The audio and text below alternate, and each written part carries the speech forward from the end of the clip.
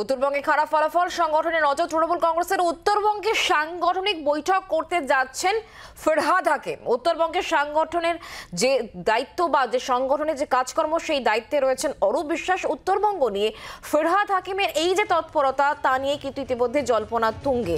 উত্তরবঙ্গ তৃণমূল কংগ্রেস বেশি ফোকাস করতে চাইছে এই মুহূর্তে, এবং উত্তরবঙ্গে যেভাবে ফলাফল করেছে তৃণমূল কংগ্রেস এখনো পর্যন্ত বেশ কিছুটা জায়গায় কাজ করা দরকার রয়েছে। এটা তৃণমূলের অন্দরের খবর। আর সেই জায়গায় উত্তরবঙ্গে যাচ্ছেন ফিরহাদ হাকিম। তিনি একটি গুরুত্বপূর্ণ বৈঠক করবেন সেখানে, এবং উত্তরবঙ্গ নিয়ে ফিরহাদ হাকিমের এই তৎপরতায় জল্পনা এই মুহূর্তে তুঙ্গে। উত্তরবঙ্গে খারাপ ফলাফল সংগঠনে এই মুহূর্তে নজর দেওয়ার চেষ্টা করছে তৃণমূল কংগ্রেস। উত্তরবঙ্গে সাংগঠনিক বৈঠক করতে যাচ্ছেন ফিরহাদ হাকিম।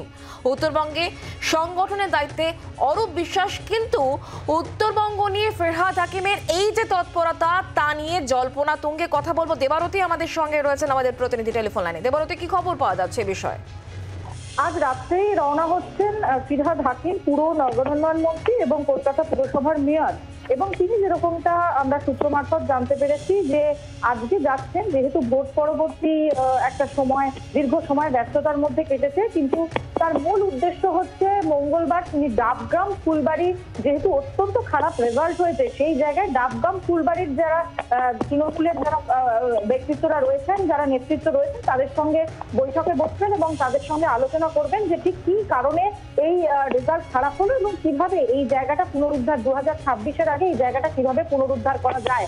এবং একই সঙ্গে তিনি উত্তরবঙ্গের আরো কয়েকজন নেতার সঙ্গেও কথা বলবেন। স্বভাবতই এই ঘটনার জেরে যেহেতু ভোট পর্ব মিটতে না মিটতেই তিনি উত্তরবঙ্গ যাত্রা করছেন এবং একই সঙ্গে তিনি বৈঠকও করবেন। স্বভাবতই এই জল্পনাটা আজকে বৈঠকের আগেই মাথাচাড়া দিতে শুরু করেছে যে উত্তরবঙ্গে তৃণমূল কংগ্রেসের যেভাবে খারাপ ফলাফল হয়েছে, সেক্ষেত্রে এতদিন দীর্ঘদিন দায়িত্ব ছিলেন অরূপ বিশ্বাস, সেই অরূপ বিশ্বাসকে সরিয়ে দিয়ে তাহলে কি এবার তৃণমূল নেতৃত্ব ফিরহাদ হাকিমের কথা ভাবছে?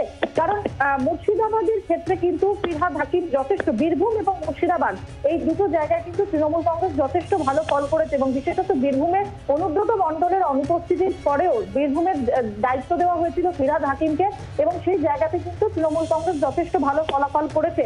আরামবাগেও কিন্তু শেষ মুহূর্তে দাঁড়িয়ে মুখ্যমন্ত্রী নিজে ফোন করে ফিরহাদ হাকিমকে দায়িত্ব দেন এবং ফিরহাদ হাকিমকে খানাকুলটা বিশেষত দেখতে বলেন।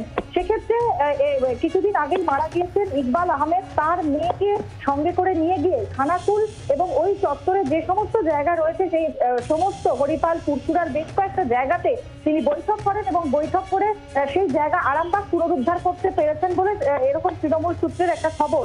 সেই কারণে মনে করা হচ্ছে যে উত্তরবঙ্গে যেখানে তৃণমূল কংগ্রেস খারাপ ফলাফল করেছে সেই জায়গার দায়িত্ব ফিরহাদ হাকিমকে দেওয়া হতে পারে এবং আজকে রাতেই তিনি উত্তরবঙ্গ রওনা হচ্ছেন। ধন্যবাদ দেবারতী। বাংলার আওয়াজ, বাঙালির আবেগ, জি 24 ঘন্টা।